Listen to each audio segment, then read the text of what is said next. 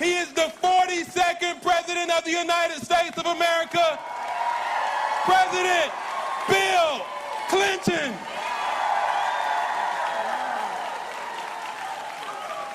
Thank you. Whoa. Let's give Representative Bobby Powell another hand. He was great. Thank you. First, I want to thank the Port Commissioners for welcoming me here. Wayne Richards, Peyton MacArthur, Gene Enright, thank you. Thank you, our longtime friend, Senator Bill Nelson and his wife Grace. Thank you, Representative Alcee Hastings. Thank you, Representative Lois Frankel. And he's not here, but he's helping Hillary, Representative Ted Deutsch. And thank you, Mayor Thomas Masters, for welcoming me to Riviera Beach. Now, thank you all for showing up. Look, this is an important election, so important as we saw yesterday with the untimely passing of Justice Scalia. It wasn't 30 seconds before the Senate Republican leader said, President Obama can forget about getting his replacement. We're not going to do it. Why? Because in a deeply divided country, they liked a deeply divided Supreme Court that decided Bush v. Gore in Florida, claiming that the only way we could protect the right to vote was to deny tens of thousands of Floridians the right to have their vote counted. And then they decided, 5-4, that the Voting Rights Act provision that said if you got a history of racial discrimination is no longer needed. You don't have to have approval for restricting the right to vote anymore because so many African Americans have been elected. And then what happened, 5-4? All of a sudden, all over America, they're trying to make it harder for people to vote. So don't forget to vote in advance. And then what happened? They decided Citizens United, which basically says the right of free speech means that a minimum wage worker and a billionaire have exactly the same right to spend whatever they want on campaigns. Now, this is the country we live in. It has two big problems.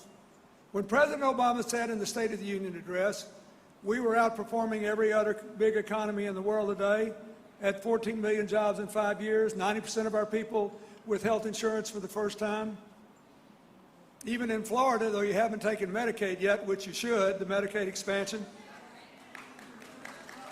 Even in Florida, because of the health care exchanges making health care more affordable, you have reduced your uninsured rate by 1/3. When he said that, when he said we got the youngest, most diverse workforce of any big country, we've got the best college and university network, we got the best science and technology network, all that was true. But both primaries have been dominated by very emotional campaigns that I think are the product of people's doubt about whether they can claim that future, whether they're going to be part of that future. When Franklin Roosevelt became president in the Great Depression, he said his job was to save capitalism from itself, and he did. Every Democrat from Harry Truman through Barack Obama, when he had to save capitalism again from a depression, but through my administration, our job was to make sure everybody could participate, that we could have shared prosperity, that we could have equal opportunity, that everybody could think their tomorrows could be better than their yesterdays, and that we would do it together. Today, we are blessed with all this diversity, but there's so much anxiety because 80% of the people haven't had a pay raise since the crash, because a lot of millennials are still living at home with their parents because they can't move out and pay their college debt, and they think they'll never get a good job, much less ever be able to borrow money to start their own business.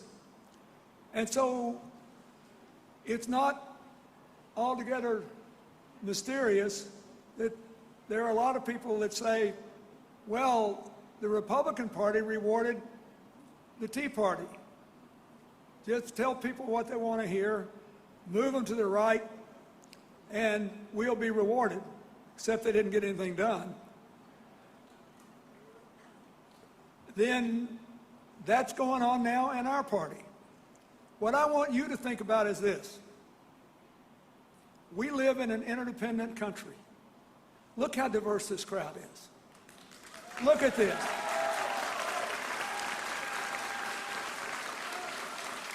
We live in an interdependent world where the borders look more like nets than walls. Yes, we have troubles with ISIS in Syria and Iraq, but those people that committed the atrocities in San Bernardino, California, they never went there. They were converted over the internet. We're fighting this battle for the future inside the brains of billions of people. And in order to do it, we have to do it together. Our interdependence is a given with each other and the rest of the world. The question is, what are the terms on which we will live together? Will we live on terms of inequality, imbalance of power, racial polarization, religious polarization, a feeling that government doesn't care about us, or will we go forward together? That's what this election's about. Whether we can go forward together. And Hillary's running to restore the American dream to all Americans, to restore broad-based prosperity and take it into the future. She is running to build a community of all Americans. We're not a single issue country, and no matter what you do with the economics, if you don't deal with the problems of race and religion and sexual orientation and the people that feel left out and left behind, middle-aged, non-college educated, white working people have their life expectancy going down for the first time since records have been kept. If you don't deal with all these special problems, we can't go forward together. If you don't deal with the fact that we are too politically polarized and we keep rewarding people who tell us things they know they can't do because it pushes our hot buttons, we can't go forward together.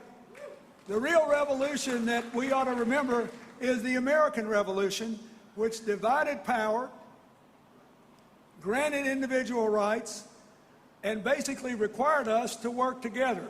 And it's why we are the longest lasting democracy in human history and why we can claim the 21st century if we do it together. Now, that's why she said from the beginning when she announced, I'm running this campaign for the struggling, the striving, and the successful. We have to do it together. The first job is to create more jobs with higher wages. We've got to do that. That's why she called for raising money, among other things, to create a big fund for clean energy projects. Florida could be completely electrified from the sun, the wind, and other clean sources. It could lower your bills, create millions of jobs, and lead the world away from the calamities of climate change. And no state has a bigger stake in that than Florida. You do not want this state flooding. That's why she called for a national infrastructure bank to create millions of good jobs, redoing not just our roads and our bridges, our ports and our airports, but also what's under the ground. Flint, Michigan is not the only place in this country where people are suffering from leaded water, where children show high lead levels in their bodies. We need to clean that up. And because so many places in small towns and rural areas have no economic activity, we need to have universal access to rapid broadband in every single community in the United States. So we can grow together. And since some people have sought to make an issue of my record, on the other side, I'll just say this. It's the only time in 50 years when we all grew together. The only time since the advent of trickle-down economics and before President Obama's election, 95% of the people had higher income gains when I was president than when in the Reagan-Bush years. We had the upper middle class had 25% more gains. The middle class had 70% more gains. The working class had more than 100% more gains, more than twice as much. And people from 0 to 20% in their earnings Their earnings increased 30 times as much. We moved 100 times as many people out of poverty. If you want that again, you should vote for Hillary. And we've got to realize this is not a single issue campaign. We do have to provide affordable health care to everybody, but it's a lot easier to go from 90 to 100 than from 0 to 100. It's a lot easier to have a president who spent a lifetime actually leading on this issue, who, when she was First Lady, and we tried to reform health care, but we did not have 60 votes in the Senate. And when you hear all this talk, the definition of a revolution is having 60 votes in the Senate and getting rid of the Republican House after they redistricted all the deals. She kept working with Senator Kennedy till they got the Children's Health Insurance Program, which insured 5 million kids before we left office, and 8 million or 9 now under the Affordable Care Act that President Obama signed. It's easy to get to 100. What we got to do is get down the price of prescription drugs. We've got to get down the co-pays and deductibles. We've got to have an insurance market that works for small business. That's what we ought to do. It would be revolutionary. And if then we have to get all of you, all of us, in plans where we pay people to keep us healthy, not for individual medical procedures, that will lower costs and improve care. It has everywhere in America where it's been done. If you want that, you should support Hillary. It's important that we listen to the Black Lives Matter movement. I'm tired of seeing kids on television shot down who weren't armed. A mentally ill man who was waving a gun he never fired and then shot once, fell on the ground, and shot 30 more times. I'm sick of that. I'm tired of these stories that you have lived with in your own community and all over America. We got to stop that. And we also have to have prison reform so we can reduce the size of prison. In 1977, before most of you were born, when I was Attorney General, I had to get 75% of both houses of the Arkansas legislature to restore the vote to people who had been released from prisons, and we did it. We can do that everywhere in America.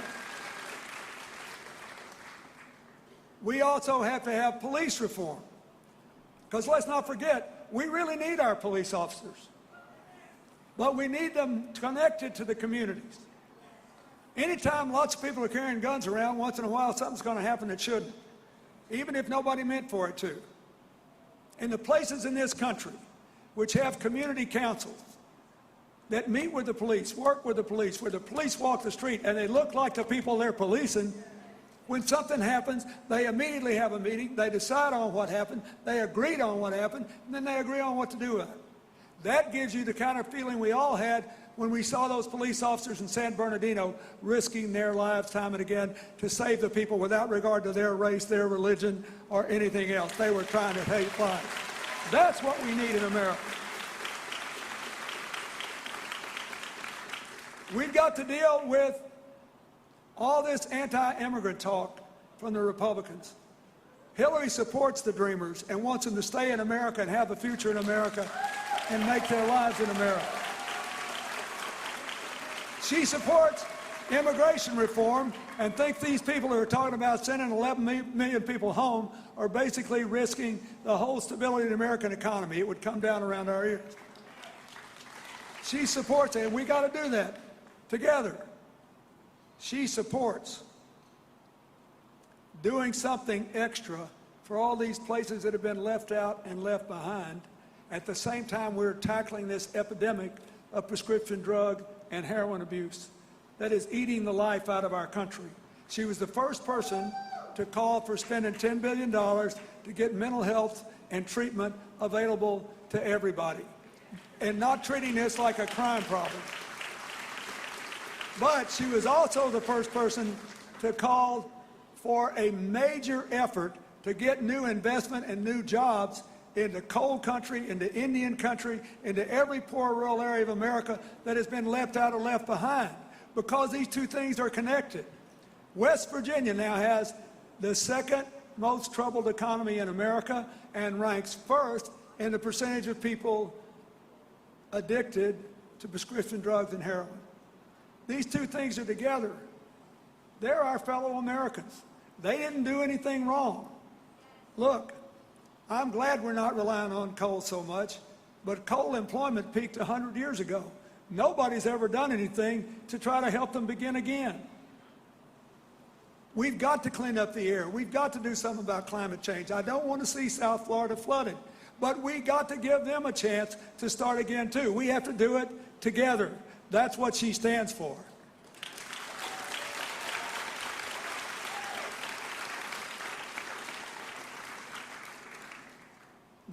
We can't be a single issue election because there's not a single issue that will allow us to go forward together, to live together. We got to go forward together and live together. We have to do this together. We need inclusive economics, equal opportunity, inclusive communities. And I wanted to say one other thing about this. Hillary and I have always been very strong supporters of the state of Israel. She got those Iran sanctions. She did the things which I think will make the future safer there. But we are strong supporters of the Muslim Americans who live in this country and have made our country a better place. And I just want you to know, we can't win this battle in the brains over the social media without the support of American Muslims. A couple of days after San Bernardino, I read a little article in the New York paper. And it caught my eye because there was a picture of what looked like a piece of board with a bullet in it. And it was. A couple of days after San Bernardino happened, a more routine crime was committed in the Bronx in New York. Two guys came in a convenience store, both with handguns. One held it on the door, one held it on the guy behind the cash register. Said, "Open the cash register and give me the money." The guy was terrified. He opened the cash register. He had the money in his hand. And he blurted out, almost without thinking, "I've only had this job a year." Thinking, "This ain't my money, and it's sure not yours." And he reached out and slapped the gun hand of the guy that had it pointed at him. The gun went off. That's the picture I saw. It missed him by about this much. But the robbers weren't fools. They realized in the terror alert capital of the universe, they had just fired a gun in broad daylight. They ran away. The man went next door, called the police, and waited for the police to come. He made a report. His boss showed up, proud of him, and gave him the afternoon off. Here's the story. That man came here as a documented immigrant from Yemen in 2002. All this time, he's been trying to bring his wife and kids here. They're now 15, 17, 19, and 21. What did he do with his afternoon home? He went back to this tiny little apartment he lives in because every payday he sends all the money he can home to his family. And he pulled out his prayer rug and he got down on his knees and he thanked his Maker for sparing his life and prayed that maybe now finally his wife and children would be able to join him. He is far more representative of America's Muslims than what happened in San Bernardino. And we've got to go forward together. So, we also have to navigate a dangerous world. We need somebody that knows how the world works, who's committed to keeping big bad things from happening, to protecting the values, the interests, and the lives of Americans who serve this country in uniform. Hillary was the first senator from New York ever to be on the Armed Services Committee. And while she did it, she worked hard to make sure that National Guardsmen and reservists who served in Afghanistan and Iraq got the same health care regular veterans get. She did that with Lindsey Graham, a Republican senator. She worked hard with John McCain to make sure that people who came home with traumatic brain injury and post-traumatic stress syndrome were properly cared for. And with all the members of the committee to make sure that our soldiers had the proper protective gear so they would not be killed when their lives could be saved. She worked hard with John McCain to convince doubting Republicans that climate change was real, taking them all over the world to see the evidence, including to Point Barrow, Alaska, America's northernmost settlement, where the Eskimos are seeing their 2,000-year-old life vanish in the mud where the ice used to be. She always did things with other people. When she ran for re-election, all these Republican-leaning farm groups and small manufacturers came out in support of her, and people everywhere said, "Why are you doing this?" And they said, because a lot of politicians talk. She is the only person who ever did anything for us, and she will do for you.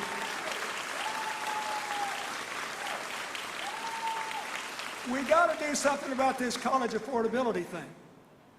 But how should we do it so we help the majority of people? There are two proposals here: free tuition for everybody, or Hillary's proposal, which is everybody gets out of college debt-free. You give free tuition, higher Pell Grants, 1 million more work-study grants to allow people who need it to work 10 hours a week, and you give more than tuition to lower-income people. You give them enough money to pay for their books, to pay for some of their living expenses, and let them work 10 hours a week and earn the rest of the money. You do that for middle-income people. And then as people can afford to pay a little, you let them pay a little. People in higher income groups, we should send our own kids to college. You don't need to recycle our money for that. You need to raise our taxes to put the American people to work in the infrastructure bank and being America's clean energy superpower. And for the young millennials that are still stuck at home, what they need is clear. First, college loans are a lifetime asset. You agree with that, a college degree? At least as much of an asset as buying your own home. You can pay for your home over 20 to 30 years. And you can refinance it if the interest rates drop. You cannot refinance a college loan, and you can't pay for it over 20 years. Under her plan, everybody could refinance, everybody could pay for it over 20 years, and everybody's payment per month will be limited to a small, fixed percentage of their disposable income after taxes and living expenses. Then people can move out.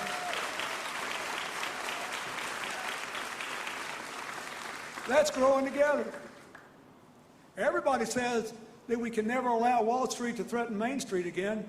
There's no disagreement on that. But there's a lot of disagreement about what's the best way to do it. The Dodd-Frank law that President Obama signed is stronger than the law that existed before. It already gives the president the power, through the Securities and Exchange Commission and the bank regulators he supports, to break up any bank, not just the ones that do investment banking and commercial banking, any bank that presents a threat to us. And those other banks are the ones that brought the economy down.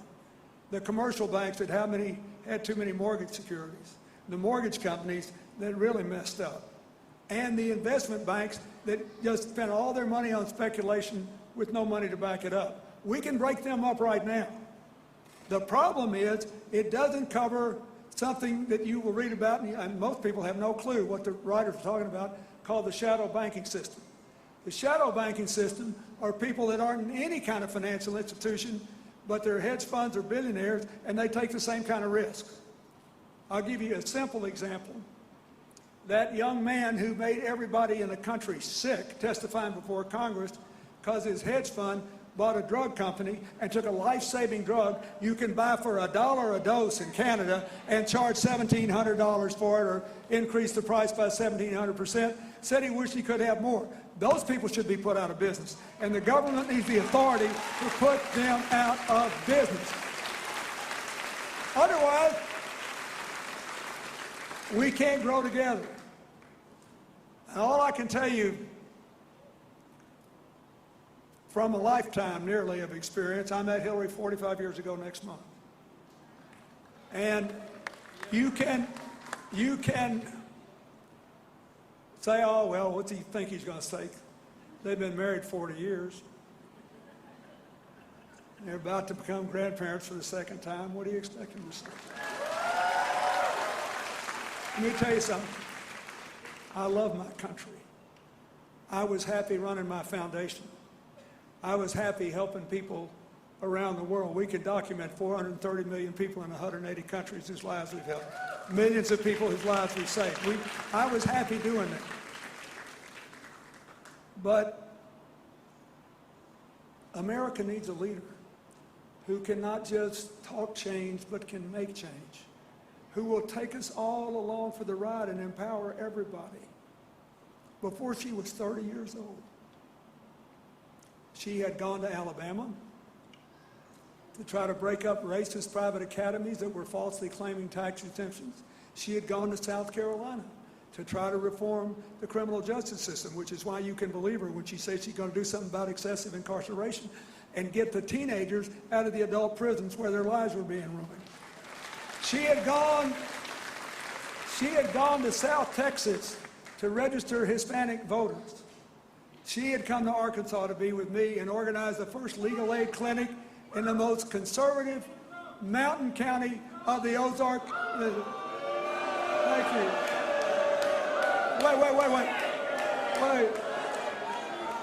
Wait. And by the way, wait. I want you to hear this. And by the way, before he became a Republican, or when he was, I certainly did. And I took his money from my foundation where I used it to better than he's using it now, I'll guarantee you.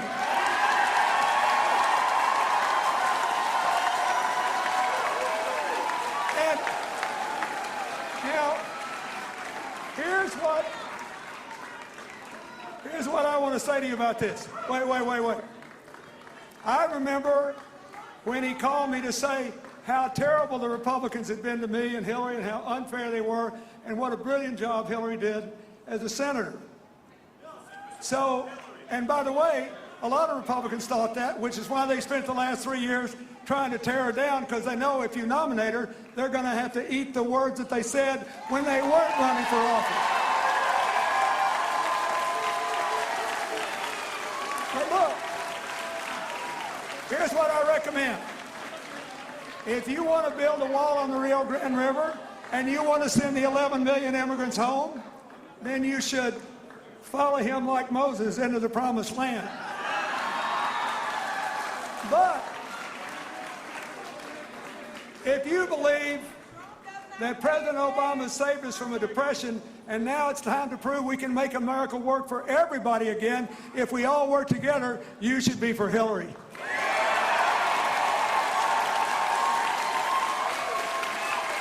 I'm just telling you, she spent a lifetime making change for other people. Is there anybody else running for president who can say that? Who can say they did all that stuff I just told you before she was 30? Before she was 40, she brought a preschool program from Israel, set up for parents and children who came from countries that didn't speak Hebrew or English. Most of them were totally illiterate. She said, I think that would work in the Mississippi Delta. I think that would work in the Ozark Mountains. We had 5 or 6 of the poorest counties in America. I said, well, it sounds good, but what are you going to do about it? She said, I did it. The woman's coming here in 10 days, and we're going to set one up. And before you know it, for the young people, it's hard to believe. There was no universal kindergarten in America, much less any preschool. Before you know it, she's hauling me around these little preschool graduations. Before you know it, the program's in 26 states. And today, there are literally thousands upon thousands of young people who started the school ready to learn, whose parents learned to read to be their children's first teacher, who went further in school, have better lives today, because she makes something good happen. She works with people, and she makes everything and everybody she ever touches better. And so, you have to decide how you want to keep score. When I left office, we had 3 surpluses: shared prosperity, the lowest crime rate in 25 years, the lowest murder rate in 33 years, the lowest gun death violence rate in 46 years, because of the Brady Law and the background checks and the other things we did. We can do this again, but we have to do it together. We should not demonize any person or any group. We should say we're against bad actors wherever they are who get in the way of shared prosperity, equal opportunity, and an inclusive community. She will lead us there if you will be with her now and from then. Thank you.